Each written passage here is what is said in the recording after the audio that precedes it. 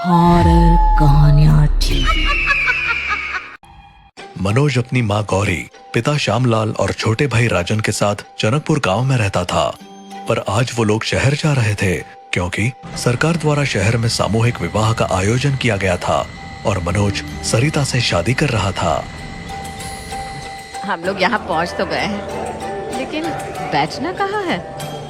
अरे पगली, तुम्हें नहीं बैठना है, बैठना तुम्हारे बेटे और बहू को है। हम लोग तो कहीं भी साइड में खड़े हो जाएंगे। अरे आप तो मुझे पागल ही समझते हो, मैं उन्हीं के बैठने का पूछ रही थी। सामूहिक विवाह शहर के रामलीला मैदान में हो रहा था और वहाँ 100 जोड़े मौजूद थे। मनोज और सरिता भी उन्हीं जोड़ों के बीच में बैठ गए। तभी सरिता की नजर सामने एक खंडहर पर पड़ी। जी वो देखो, कैसे डरावना सा खंडहर है। शहर में भी ऐसी जगहें होती है क्या? अरे तुम उसे मत देखो, अपनी शादी पर ध्यान दो। जरा ही देर बाद उन सबका विवाह संपन्न हो गया, लेकिन तभी वहाँ एक दुल्हन उठकर चिल्लाने लगी और पूरी तरह से भागने लगी, जैसे कोई उसका पीछा कर रहा हो। उसे देखकर बाकी दुल्हनें भी उठकर भागने लगी और इस तरह वहाँ भगदड़ मच गई।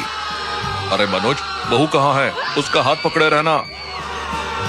हाँ हाँ पिताजी, मैं पकड़े हूँ। आप माँ का हाथ पकड़े रहो और फटाफट यहाँ से बाहर निकलो। वो लोग जैसे तैसे उस भगदड़ से बाहर निकले और अपने गांव पहुंचे। लेकिन जब घर पहुंचकर मनोज ने सरिता का घूंघट उठाया तो वो सरिता नहीं, कोई और थी। वो लड़की भी घबराई हुई थी। अरे ये कौन है? हमारी सरिता कहाँ है? ए लड़की, तू कौन है? यहाँ कैसे आई? मेरा नाम बिंदिया है। मुझे नहीं पता मैं यहाँ कैसे आई। शादी में भगदड़ मचने के बाद मुझे कुछ समझ में नहीं आया। घूंघट की वजह से मुझे भी पता नहीं चला कि मैं किसके साथ आ गई।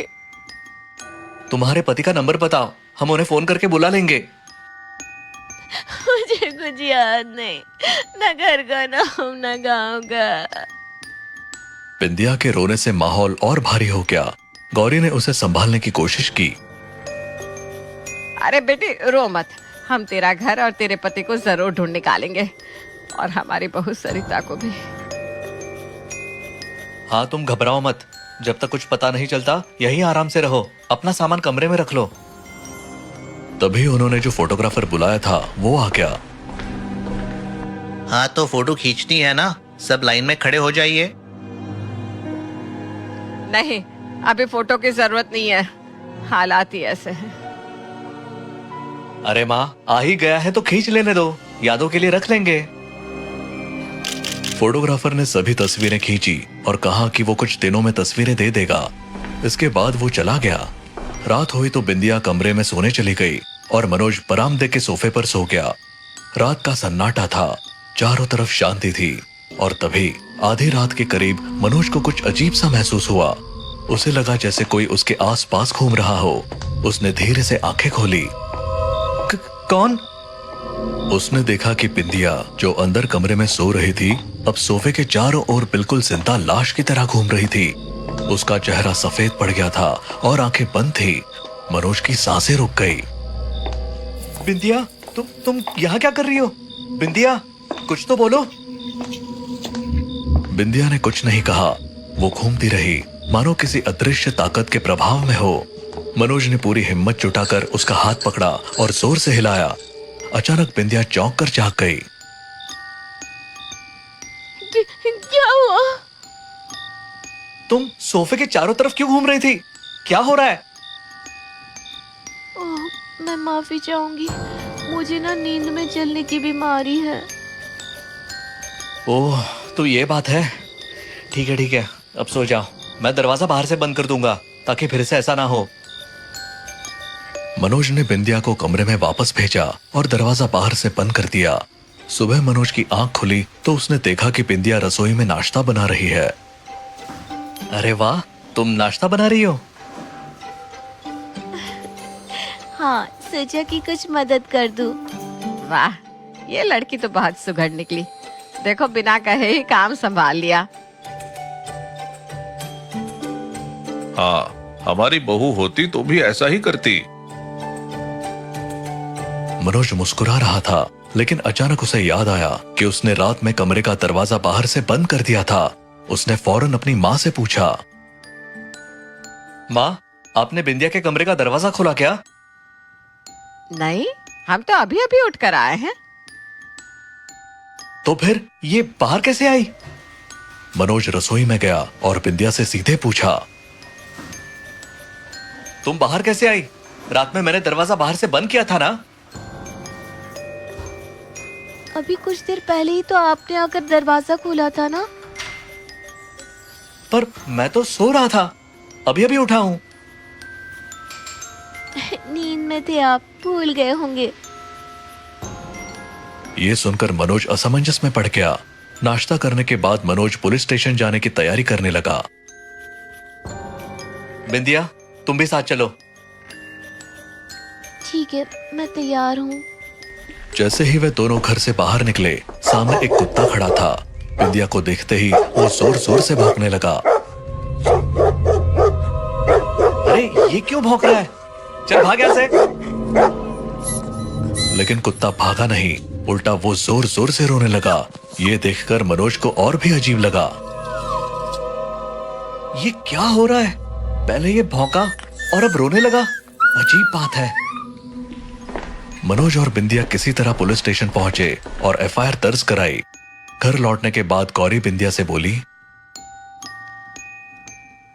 बेटा, अब सब कुछ भगवान पर छोड़ दो। पूजा कर लो, मन शांत हो जाएगा। मैं पूजा नहीं करती, इसकी जरूरत नहीं है। गौरी को बिंदिया का ये जवाब अजीब लगा। ये लड़की इतनी बेफिक्र क्यों है, जैसे इसे अपने घर जाने की कोई चिंता ही नहीं है। और सच कहूं ना, मुझे सरिता की बहुत फिक्र हो रही है। पता नहीं माँ, फिलहाल तो हमने एफआईआर दर्ज कराई है। उम्मीद है सरिता जल्द ही मिल जाएगी। थोड़ी देर बाद पूरे घर में अचानक बदबू फैलने लगी। मनोज, ये कैसी बदबू है? जरा जाकर देखो। हाँ, कुछ तो गड़बड़ है। मुझे तो कोई बदबू नहीं आ रही। ये सुनकर सब हैरान हो गए। मनोज ने बदबू का स्रोत ढूंढने की कोशिश की, लेकिन कुछ नहीं मिला। उस रात कुछ और भी अजीब हुआ। बिंदिया अचानक गायब हो गई। मनोज, मनोज, बिंदिया कहीं नहीं है। उठो, ढूंढो उसे। क्या वो कमरे में नहीं है? मैं उससे कुछ पूछने आई थी, पर वो गायब है। सब उसे ढूंढने लगे और जरा देर बाद अचानक रोने की आवाज सुनाई दी। ये आवाज कहाँ से आ रही है? शायद बाथरूम से। चलो जल्दी देखो। वे बाथरूम पहुंचे, लेकिन वहां कोई नहीं था। मनोज ने बाकी जगह भी देखा और तभी सबने देखा कि बिंदिया अपने बिस्तर पर सो रही थी, जैसे कुछ हुआ ही ना हो। ये यहाँ कब आई? हम इसे ढूंढ रहे थे और ये आराम से यही सो रही है। मुझे कुछ समझ में नहीं आ रहा, ये सब क्या हो रहा है? एक तो ये बदबू दिमाग खराब कर रही है। चलो चलकर सोते हैं। अगले दिन पुलिस ने मनोज को पुलिस स्टेशन बुलाया। वहां इंस्पेक्टर ने उसे सीसीटीवी फुटेज दिखाया। मनोज ने ध्यान से फुटेज देखा। उसमें दिख रहा था कि मनोज और सरिता भीड़ से बचते हुए भाग रहे थे। अचानक सरिता का हाथ मनोज के हाथ से छूट गया और वो भीड़ में खो गई।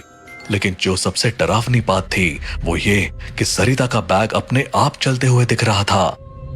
ये क्या है? बैग अपने आप कैसे चल सकता है? हमें भी यही समझ नहीं आ रहा। और देखिए, आप किसी का हाथ पकड़े हुए हैं, लेकिन फुटेज में तो दिखाई नहीं दे रहा। ये कैसे मुमकिन है? मनोज का चेहरा सफेद पड़ गया। उसके माथे पर पसीना आ गया।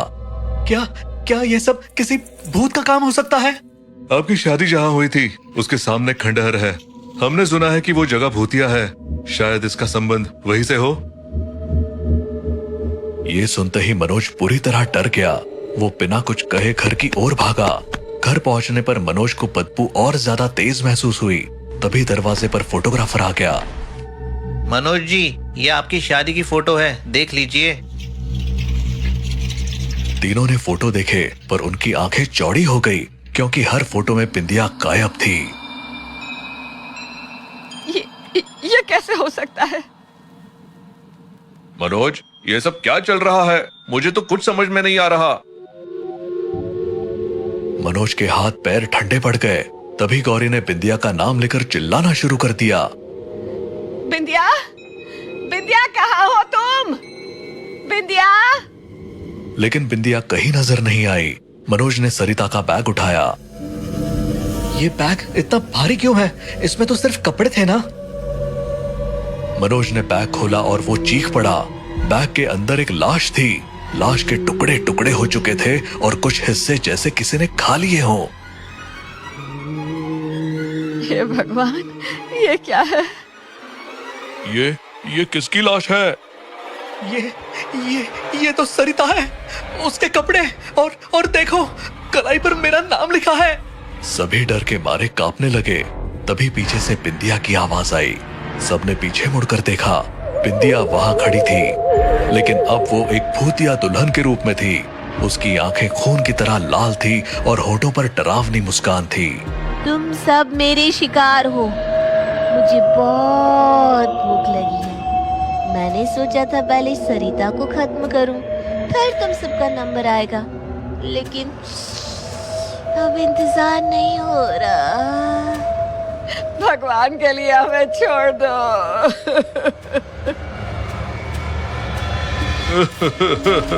हमने तुम्हारा क्या बिगाड़ा है? गौरी, श्यामलाल और मनोज ने भागने की कोशिश की, लेकिन सारे दरवाजे अपने आप बंद हो गए। बचाओ, कोई तो बचाओ। बचाओ, कोई तो बचाओ। बिंदिया ने हाथ का इशारा किया और तीनों हवा में उड़ने लगे। वो तीनों मदद के लिए चिल्ला रहे थे, पर बिंदिया तो जैसे उनके साथ खेल रही थी। उसके नाखून अचानक बड़े होने लगे और अपने हाथ के एक वार में उसने तीनों की गर्दन धड़ से अलग कर दी। फिर उसने तीनों के इतने टुकड़े किए कि उन्हें गिनना भी मुश्किल था।